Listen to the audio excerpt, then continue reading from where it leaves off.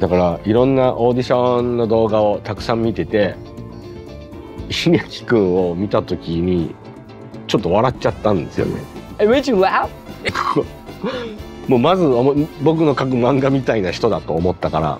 From working hard to look like the characters before auditioning to fans being able to cast who they want, you will be shocked to see how far the cast of One Piece went in landing their roles. Before Makenyu Arata got cast as Roronoa Zoro in One Piece, he had other experiences with live-action anime adaptations. So he had a bit of an advantage over everyone else who auditioned for Zoro because he was skilled for the role. However, even though he was born ready for his part, some difficulties were still encountered before he could be cast. And that means One Piece stretched him during auditions, as it's the most demanding and skillful role he's ever had to take. The showrunner of One Piece, Matt Owens, revealed that the casting crew had difficulty finding Makenyu for the role. He said, "Casting Zoro was as difficult as Luffy. We had a very specific checklist that we needed. Makenyu checked all of those boxes and then some. He works really hard, especially with his stunt work. He took it very seriously and it shows." One of the most basic and essential requirements for Zoro is that the cast must be able to handle swords and look pretty perfect and professional while wielding them. But in this case, whoever was planning to audition for Zoro had to be able to wield 3 swords at once. And this was a massive task because even Makenyu's previous sword experiences could do little to help him at this point. The actor who would play Zoro must be able to wield 2 swords in the hands and the third in the jaw. To pass his audition and land this role, Makenyu underwent intense training that he never expected to go through in the first place. He said, "The training I did for One Piece was specific for Zoro, and the skills needed to really be him. My jaw had on-the-job training. It was a crazy audition process for Makenyu. And even though CGI would probably be used to enhance his performance in the series, he still had to hold the sword in his mouth.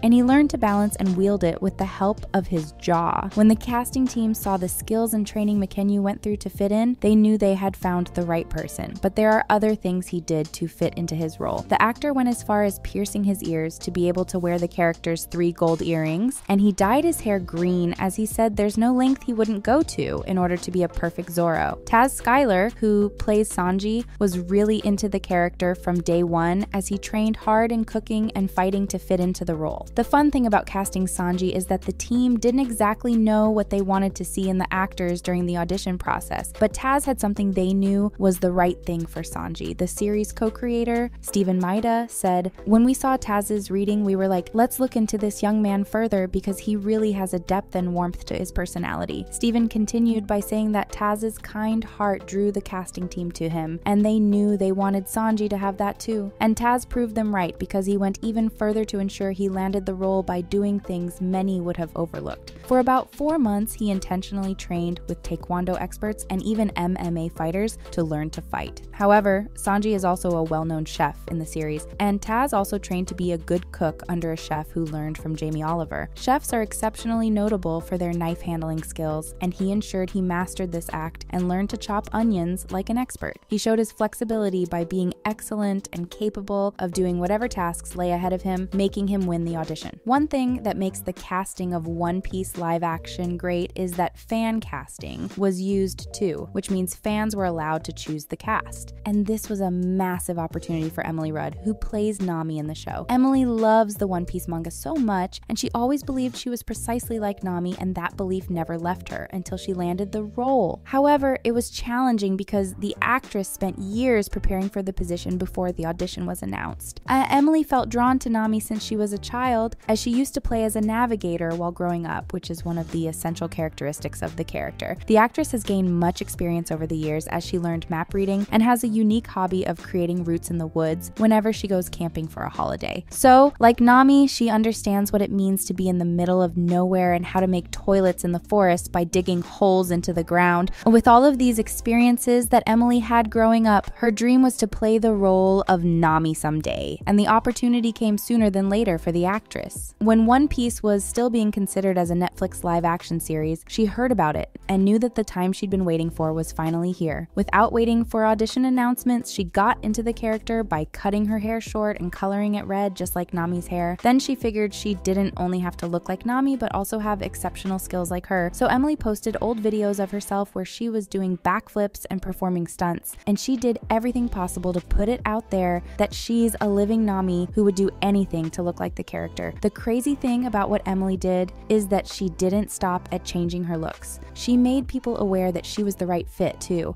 and at that point, it was apparent she owned the character. She convinced many fans of the anime and the majority of her friends and family to choose her as the cast for the live action. She said, "I was just trying my hardest to get anyone who might notice to really see me as Nami." And they didn't just notice her, they were all convinced she was the right fit, especially after she auditioned. Through the long-term effort and fans' votes, Emily got her dream job of playing the live-action Nami. Dreams and preparations brought One Piece cast closer to their characters, but Inaki Godoy's story is slightly different. As soon as the auditions were announced, Godoy went on YouTube to search for what makes Monkey D. Luffy a unique character, and he stayed glued to the video for about an hour before figuring out that Luffy has an exceptional smile, and he instantly knew that he just had to get Luffy's smile to blow the minds of the casting team. So for his audition, he had a reading where he was on a boat, but another boat behind him was on fire as he filmed the tape. However, Godoy sent the video to the casting team anyway. Luckily enough, Godoy got a reply to his audition,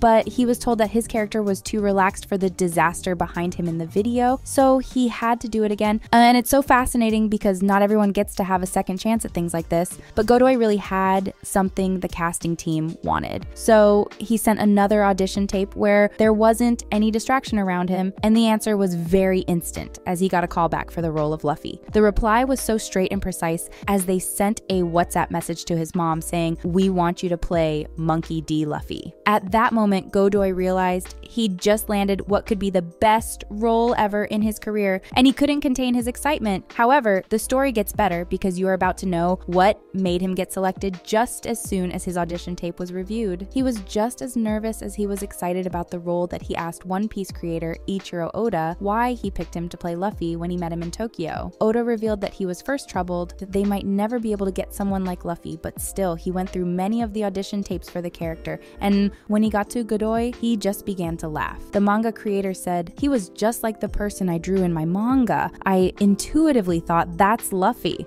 Oda continued by saying he couldn't imagine anyone else playing Luffy and was glad Godoy was born to look exactly like the character. Jacob Romero's audition tape as Usopp was just all he needed to win the hearts of the casting crew before he could show them the skills he'd learned to pass off as the character. Steven mentioned that his audition was spot on from the beginning, saying, "We just saw qualities in him that were incredibly relatable because Usopp, in many ways, is the most relatable of the Straw Hats." Just like Usopp, Steven noticed that Jacob is the kind of person who gets scared when faced with extreme danger. Also, he's the same person who can choose to get over his fears and wear his bravery hat, and someone as funny and relatable as that was a perfect match for Usopp. Steven was so surprised at Jacob's genuine portrayal of the character that he said it was a really nice marriage of actor and character. However, the actor did more than impress the casting crew. He trained hard to fit into the role by training to be skillful at using the traditional slingshot, Usopp's special weapon. And this additional skill made him the perfect pick for the position. What do you think about the casting of One Piece? Share your thoughts in the comments, and thanks for watching.